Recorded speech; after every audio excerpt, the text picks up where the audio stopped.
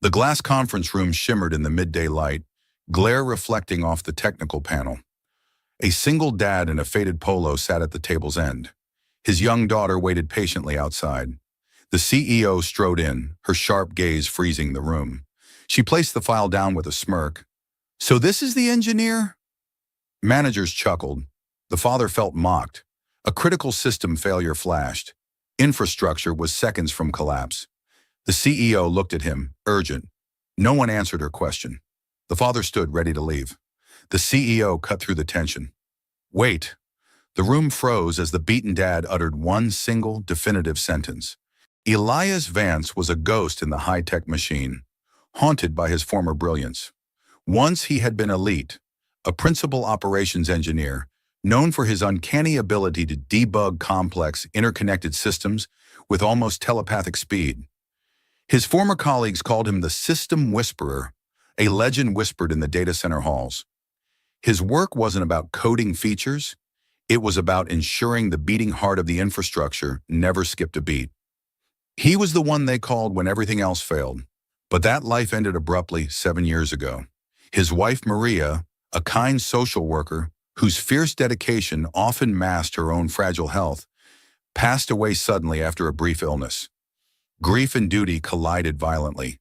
Elias didn't just step down, he vanished from the corporate world to become a full-time, hands-on father to Lily, who was then only 4.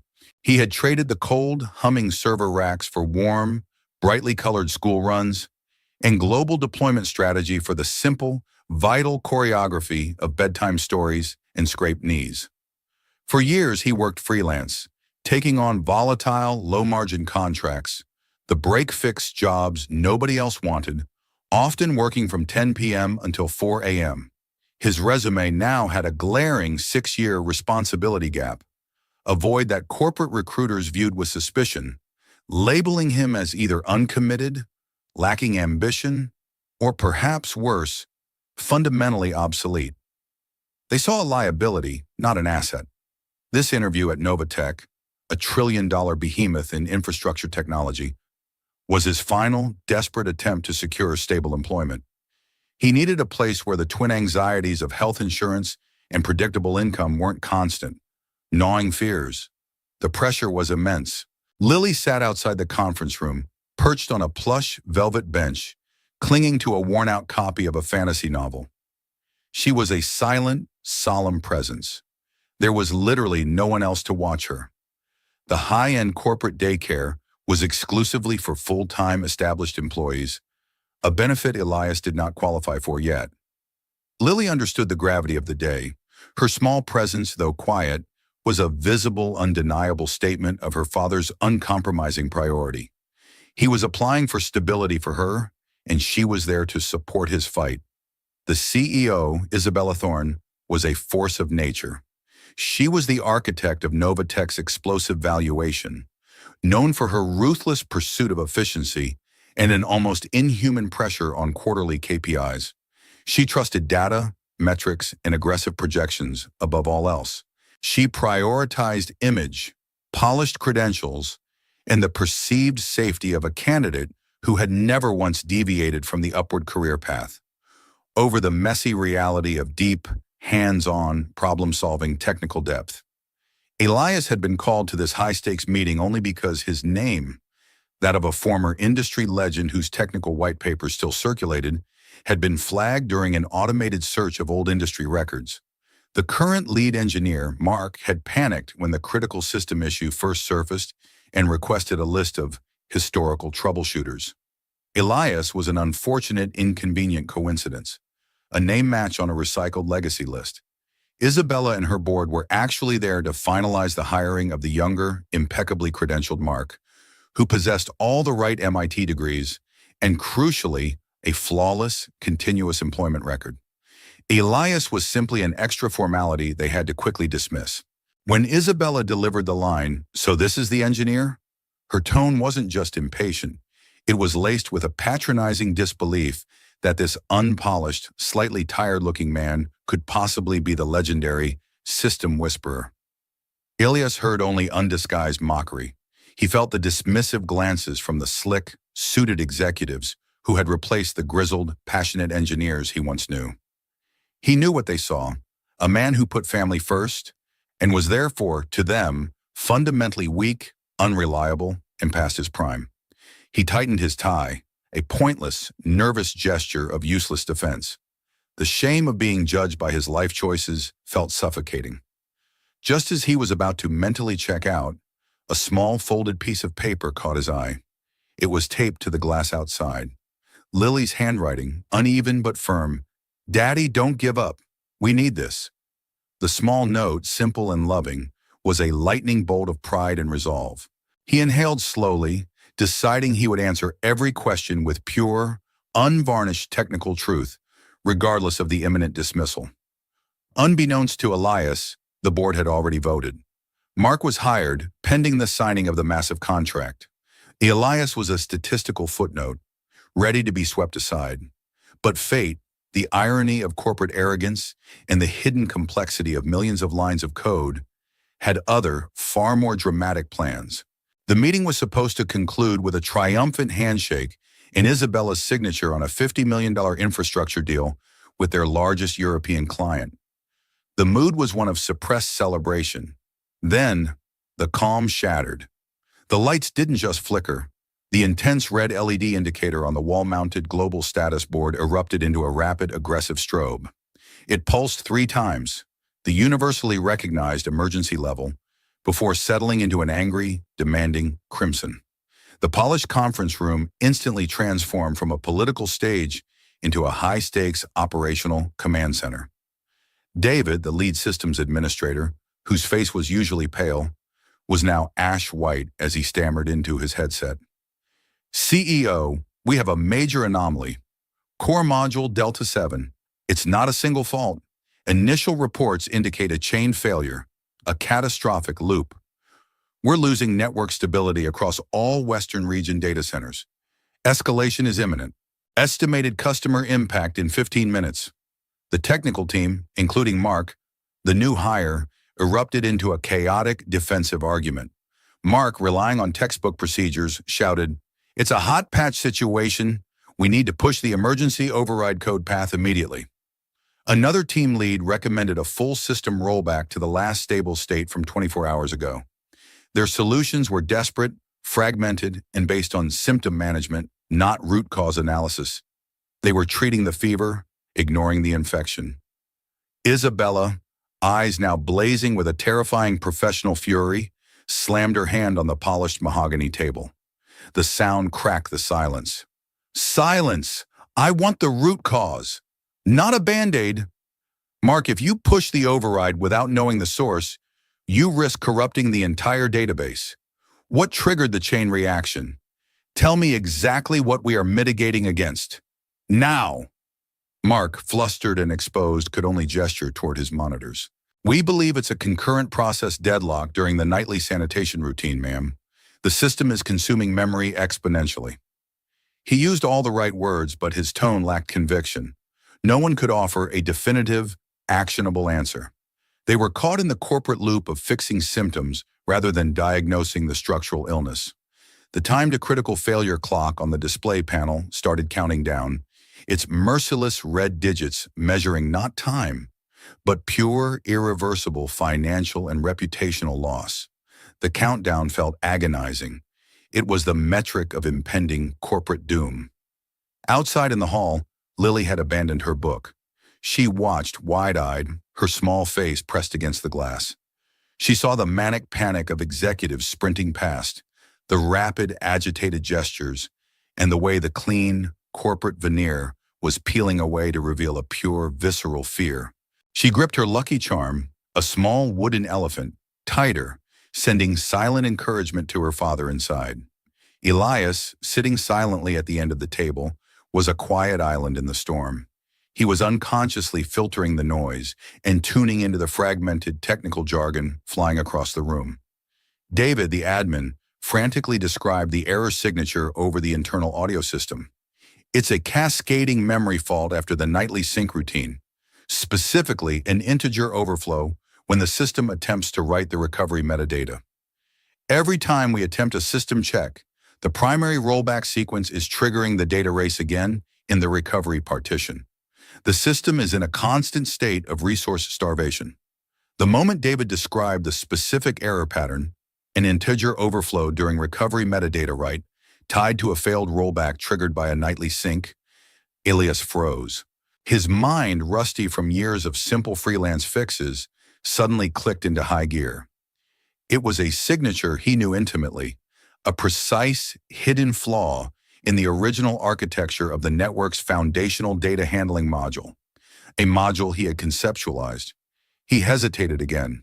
The feeling was a sharp mix of professional satisfaction at the diagnosis and profound personal resentment toward the people who would soon discard him. Why should he expend his mental energy for the firm that had already judged him? His pride demanded silence, but the silence stretched, thick with impending failure. The clock ticked closer to the 5-minute mark.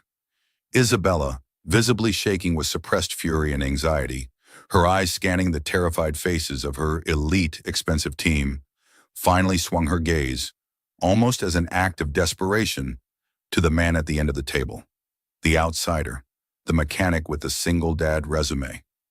"Mr. Vance," she asked, her voice dangerously quiet, betraying the immense pressure she was under.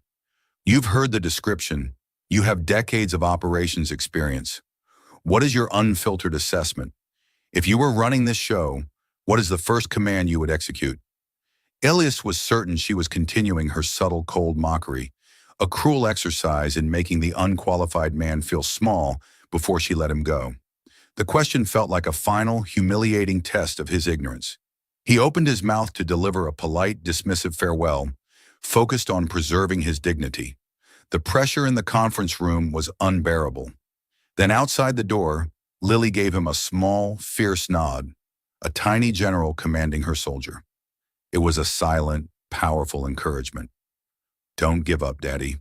She was asking him to fight for the stability they needed, for his own truth. Elias ignored the panic and the executives. He looked at the screen and saw the intricate, deadly pattern. The engineer in him roared back to life, silencing the single dad's self-doubt and personal grudges. He decided the system was more important than their slights. Elias didn't address Isabella. He didn't even look at David, the admin. His gaze was surgically fixed on the screen, on the stream of cryptic system log data flashing across the technical display. The emotional baggage dissolved, replaced by the cool, pure, absolute logic of the problem. "The root cause is not a deadlock, Mark," Elias stated, his voice calm, focused, and utterly devoid of fear. His tone was not argumentative, it was instructional. It was the language of absolute, unassailable authority, the kind that only true fundamental expertise can generate. And a full node restart is catastrophic. The nightly sync is fine, but the recovery partition is corrupting the metadata. You're hitting a classic race condition and integer overflow in the Delta 7 configuration indexer. The primary write is competing with the emergency recovery subroutine, causing a recursive resource allocation error that forces the system to chase its own tail into a memory leak. Mark, the new young hire, stared, his textbook knowledge failing him. "The race condition? That's impossible, sir. We verified that code path in 2017. It was patched under Project Phoenix." Elias stepped toward the main console, his movements economical and precise. He moved like a conductor stepping onto a podium. "You verified the original code path, but 5 years ago, the entire primary data serialization module was refactored under Project Nightingale. The recovery rollback feature, specifically the indexer utility, was never updated to reflect the new object mapping size. It's an orphaned configuration block. It attempts to load an index larger than the allocated memory, leading to the overflow, and it thinks it's rolling back to a legacy schema that no longer exists, which triggers the race condition. It is crashing, trying to find an object that has been de-scoped." He looked directly at Isabella, whose sharp, analytical eyes were now wide, not with fury, but with intense professional astonishment and respect. "How do you know that, Mr. Vance?" she whispered, the question barely audible over the hum of the cooling systems. "That level of specific, granular knowledge. That code hasn't been touched by current staff in 4 years. Elias paused, taking another slow, deliberate breath. He allowed the tension to mount, letting the full weight of his revelation settle over the panicked room. Because I designed the original Delta 7 module 5 years ago, before the Nightingale serialization update. I wrote the indexer utility. I wrote the exact lines that are failing you right now. A stunned, complete silence fell over the room, heavier than the impending failure had been. The man they were ready to dismiss as a failed applicant, the ghost on the old list, wasn't just an engineer. He was the foundational architect. He was the only person in the room with the institutional memory to understand the flaw. "Give me 5 minutes," Elias commanded, cutting off the astonished whispers of the executives.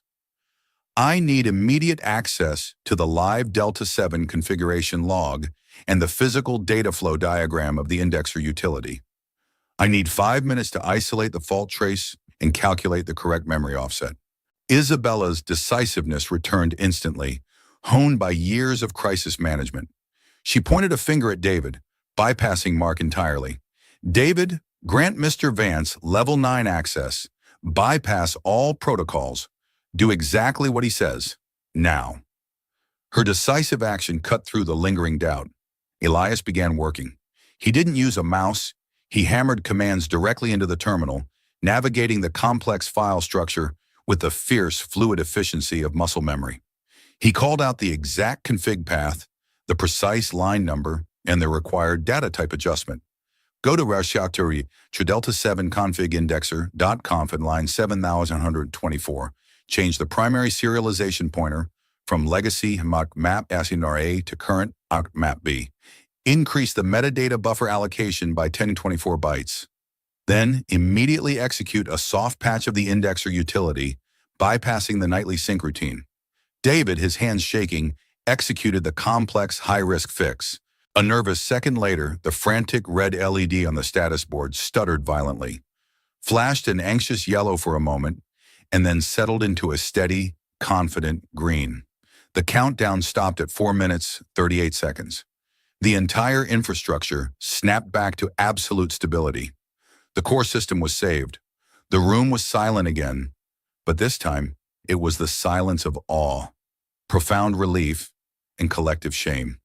They had been pulled back from the brink of irreversible collapse by the man they had spent the last hour mentally dismissing.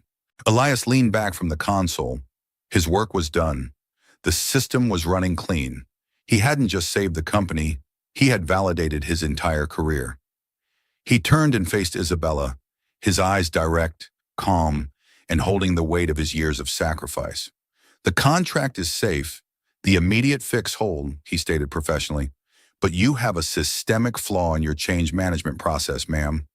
You have brilliant young talent who know how to read the code, but no one who understands the history of the architecture. And this specific problem needs a permanent patch, not just a configuration tweak. I can write the path to sustainable correction, but that requires more than 5 minutes." He took 2 deliberate steps closer to the mahogany table, his posture demanding absolute, undivided respect. "And now, a personal note, CEO Thorne." Isabella waited, rigid. The power dynamic in the room had completely flipped. She was the one exposed, the one being assessed. He pointed to the chair he had been sitting in, the last chair at the end of the table. "When I walked in, you looked at me, a man with an outdated shirt, a gap in his resume, and a daughter waiting outside, and you asked, 'So this is the engineer?' in a tone that implied ridicule. I immediately thought you mocked me, confirming every prejudice I've faced since I left my 6-figure career to raise my daughter." His voice was calm, but the undercurrent of emotional exhaustion was unmistakable, vibrating with the injustice of years. The true power of an engineer isn't in his credentials, his impeccable attendance record, or his expensive suit. It's in his ability to see the truth hidden beneath the symptoms. "I came here looking for stability, and I found a company that values appearance over the fundamental depth of knowledge." He then delivered the final crushing blow, the sentence that truly froze the CEO, far colder than the midday light. "I thought you mocked me. I realize now that your system failed the test, but I passed. The only question left is, Did your company pass the test of recognizing value when it walked in the door? Isabella's legendary composure finally broke. Her jaw slackened slightly. She didn't look angry. She looked defeated by her own institutional arrogance. She stood slowly, smoothing her impeccable skirt, making a public admission of fault. You are correct, Mr. Vance. You passed the technical test. My company and I failed the human one. The way we evaluated you was short-sighted and prejudiced, and I apologize for that failure. She acknowledged that the initial coldness was indeed a test of mettle and truth, one she had administered blindly, ironically leading her to almost destroy her own company. The tension was replaced by a strange, heavy relief. The client contract, whose fate hung in the balance, was signed immediately. The near catastrophe, the sheer speed of Elias's diagnosis, and the subsequent emotional confrontation served as a chilling, unforgettable lesson for the entire executive team.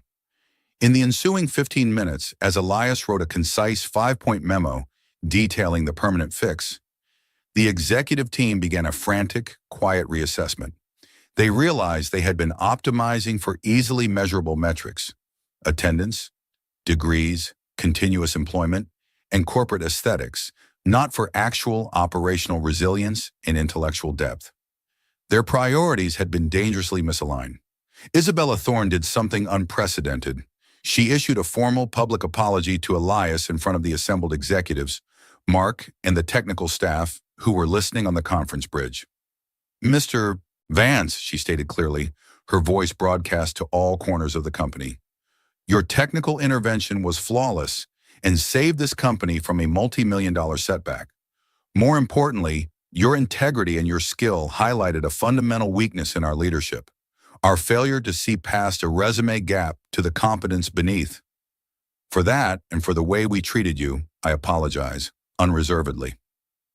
The atmosphere, which had been tense, hierarchical, and deeply competitive, began a rapid thaw. Elias, now holding a position of unquestionable leverage, simply nodded, acknowledging the sincerity of the apology without dwelling on the slight. He walked to the door and opened it. Lily, startled by the sudden hush and the sight of her father looking victorious, looked up. Elias smiled and beckoned her into the conference room, now filled with the most powerful people in the industry. It was a visible symbol of his uncompromising priorities. The family that was the very reason for his gap was now the reason for his triumph. Isabella, the CEO, known for her intimidating, ironclad demeanor, immediately moved around the table, putting aside her professional distance. She dropped to one knee, bringing herself exactly to Lily's level. "Hello, Lily," she said, her voice surprisingly gentle. The CEO persona momentarily dissolved. "Your father is the smartest engineer I have ever met. He saved my company today. And thank you for the note. It worked." Lily, initially shy, broke into a wide, relieved smile, clutching her wooden elephant. This small human interaction, witnessed by the entire executive staff, signaled the true beginning of a profound cultural shift at Novatech. Later, discussing his future role, Isabella offered him a contract with a salary and equity package that dwarfed the offer given to Mark. Elias accepted the offer, but only after laying down his own terms, which were rooted in his personal journey. He proposed a mandatory, company-wide mentorship and institutional memory transfer program to replace the current toxic culture of aggressive, isolated performance metrics. "We don't need more hotshots chasing external glory, CEO Thorne," he argued. "We need depth. We need every young engineer to understand the architecture's history, not just the current release version. My experience today proved your institutional memory is dangerously fragmented. Let's focus on internal, peer-to-peer mentoring. It's not about showcasing accomplishments. It's about sharing understanding. I want to build a culture where the next generation doesn't fear the inevitable mistake, but sees it as the purest form of learning, backed by the wisdom of the past." Mark and the young engineers, who had watched the panic in Elias's surgical fix, listened intently. Elias's proposal was immediately approved and funded with a generous budget. The air in the conference room, once suffocating with anxiety and ambition, softened into one of mutual respect and collaborative purpose. The value of true technical mentorship had been affirmed by the immense cost of near failure. Elias accepted the title of Chief Resilience Architect, a powerful, newly created role designed specifically to integrate operational history with future development. He took the job under two essential, non-negotiable conditions: flexible hours for all parents across the technical divisions, and the right to work remotely when needed, without question or penalty. His daughter's schedule, not the rigid corporate clock, would remain his primary focus. Isabella, now completely invested in the necessary cultural shift, not only accepted the terms, but immediately commissioned HR to expand the policy company-wide, labeling it the Vance Thorne Family Commitment Policy. It became a permanent, structural legacy of that terrifying midday. The policy was celebrated in internal communications as a move toward valuing employee well-being and acknowledging the complex realities of modern life. Lily no longer waited outside in the hallway. On Elias's first official day as Chief Resilience Architect, she spent the afternoon in the newly created, small, fully staffed parent lounge, a sunlit room created as part of the new policy, reading her book, Securely Supervised. Elias's first few months were quietly effective and deeply focused. He was meticulously writing the permanent, sustainable solution to the race condition, ensuring Novatech would never face that particular crisis again. He found profound satisfaction in the structured, critical work, a return to a vital sense of purpose that had been missing since he left the field. He wasn't just fixing bugs, he was engineering resilience, saving careers and preventing crises, saving lives in a different, digital way. A few weeks after his arrival, a new custom-made plaque appeared above the main entrance to the engineering floor. It was a simple, stark mandate, chosen by Isabella and approved by Elias. Depth over display, honey, it was a daily unspoken reminder to every employee, from the newest intern to the most seasoned executive, that true lasting value resided beneath the polished surface. Elias Vance, the single dad who had been judged by his outdated shirt and his empty resume slot, was finally seen for his true foundational value. His decision to prioritize his family had not been a weakness that disqualified him. It had been the forging of a character, disciplined, uncompromising, and deeply loyal, that ultimately saved the company. And Isabella Thorne, the cold, ruthless CEO, learned the most valuable lesson of her high-powered career: how to quiet the noise of metrics and read the subtle truth, how to listen to the quiet confidence before judging the loud facade of an impressive resume. Her company was not only more profitable and operationally robust, but fundamentally more humane. The single father and his daughter had secured their rightful place, not just in the company, but in its evolving core values. The system operated more sustainably. The small family, once struggling on the outside, had found a respected home and a powerful, defining voice at the top. If you believe stories like this deserve to be told, leave a comment and subscribe to Single Dad Stories. We tell the stories that shouldn't be forgotten.